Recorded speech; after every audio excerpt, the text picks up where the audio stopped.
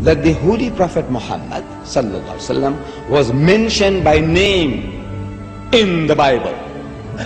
I have read the Bible through many times. And others such as I have read it many more times. What has happened is this. The Old Testament, according to Christian authorities, was preserved in the Hebrew language. In the Old Testament, in the Song of Solomon, chapter 5, verse 16, in the Hebrew language, it reads, Hikko mamittakin vi kullo Muhammadin zahdudi vi zahra'i bainat Jerusalem. Song of Solomon, chapter 5, verse 16. The word Muhammadim is Muhammad, im, I-M-A. Im is a plural of respect in Hebrew. You see the first verse of the Bible, book of Genesis, chapter 1, verse 1. It says, in the beginning, God created the heavens and the earth. The word God in Hebrew there is Elohim. In Hebrew, El stands for God, Elah stands for God, Elohim is a plural form to say with awe, respect and reverence, plural of respect.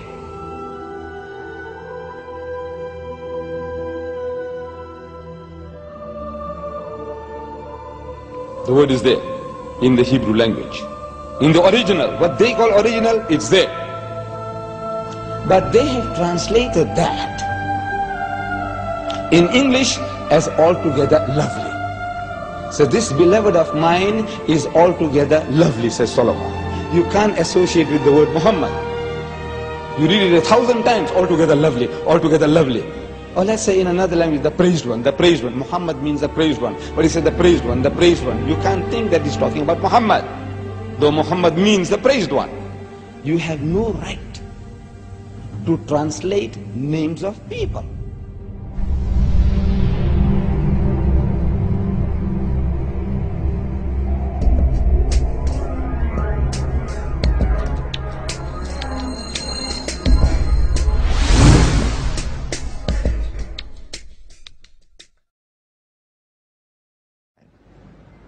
إذ قالت الملائكة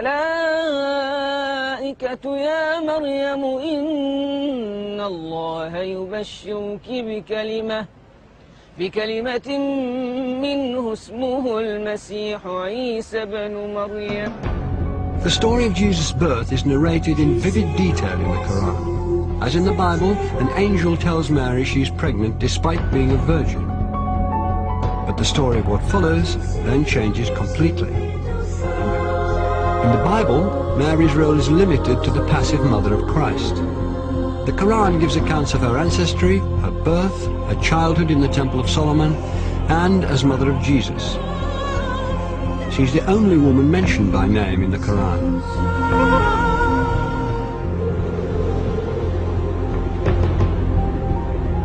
The ability to talk as a newborn child is one of many miracles not recorded in the biblical account of Christ's life.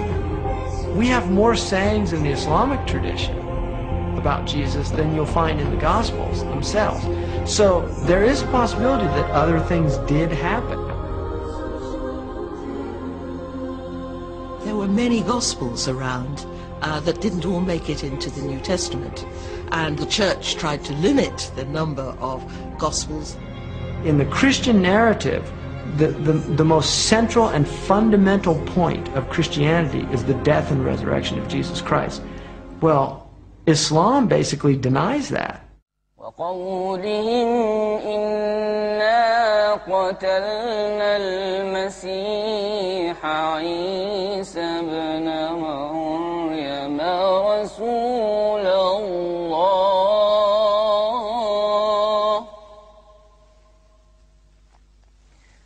وما قتلوه وما صلبوه ولكن شبه لهم. To find the story of Christ's crucifixion and resurrection being changed is too much for some Christians. J. Smith is an evangelical Christian who spent 25 years studying Islam.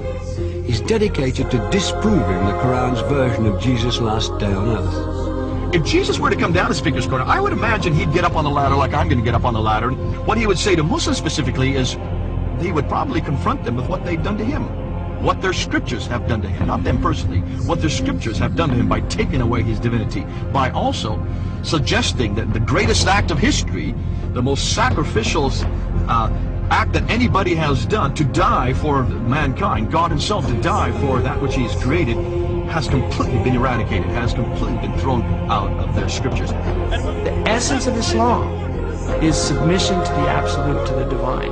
And that's where salvation lies, in submission to the divine, or at least a recognition of the divine. In Christianity, salvation lies through the acceptance of the blood of the Lamb.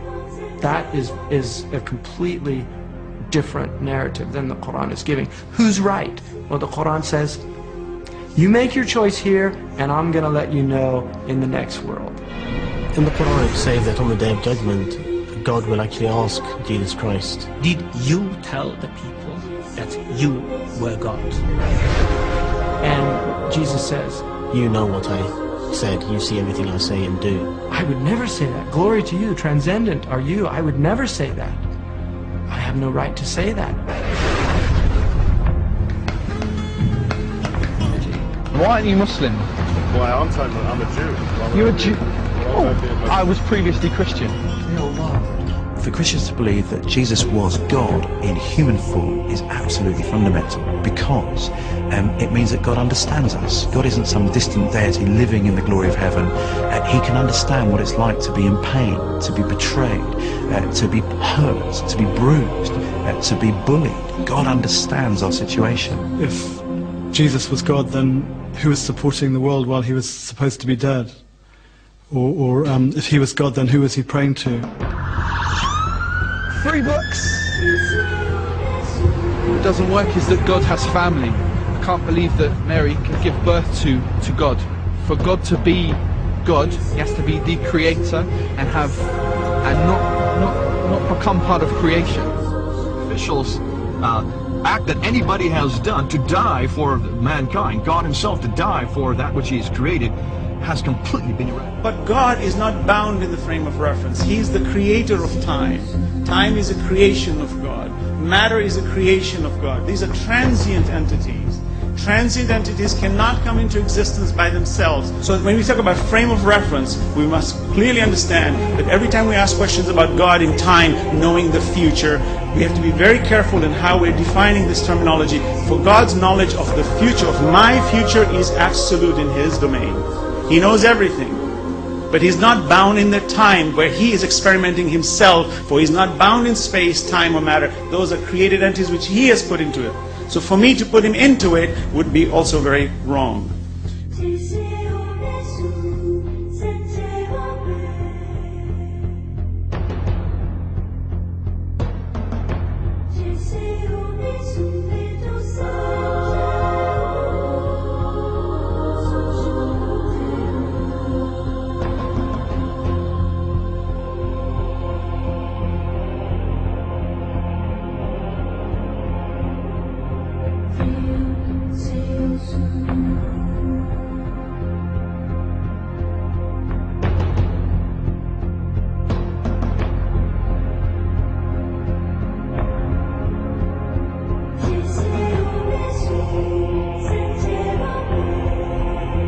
Prophet Adam was created from no female and no male. Eve was created from one male and no female. Jesus was created from one female and no male.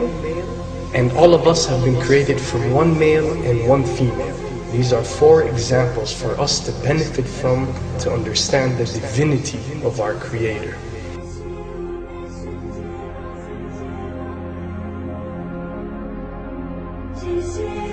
Then there is no difference that cannot be overcome between Christianity and Islam.